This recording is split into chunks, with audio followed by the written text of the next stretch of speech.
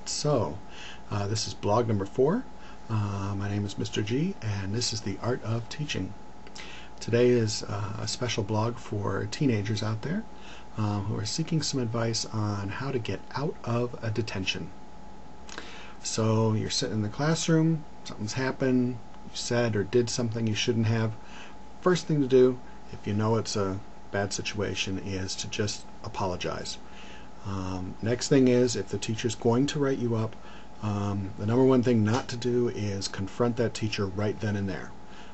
Don't raise your voice, don't make a scene, because if you do, then you are taking the class's attention away from the teacher, and then the teacher has to prove that they're, in charge, which means it escalates into something worse. Best thing to do is just take a deep breath, relax, and talk to the teacher after class when the other students are not there. It's very difficult for a teacher to forgive a detention in front of a lot of other students, because then it means that they're not being consistent. But one-on-one, sometimes the teacher can strike a deal if it's not a big deal issue.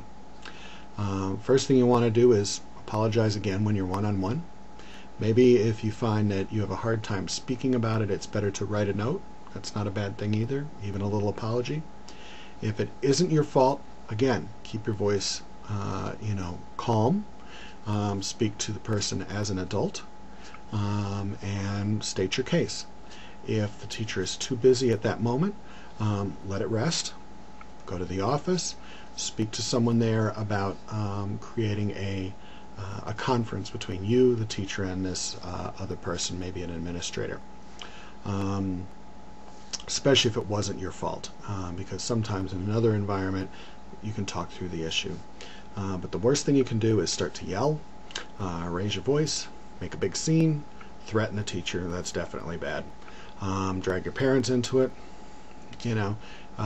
These are all things that set up a really bad situation, so that something little can then escalate into a big deal. So remain calm, talk one-on-one, take a deep breath, and who knows, you might get out of that detention, or maybe it's not going to be as bad as you thought. But that's one thing you can do, and I know that I react really well when a student talks to me one-on-one. Maybe your teacher will as well. Maybe not, but at least you can give it a try. Thanks.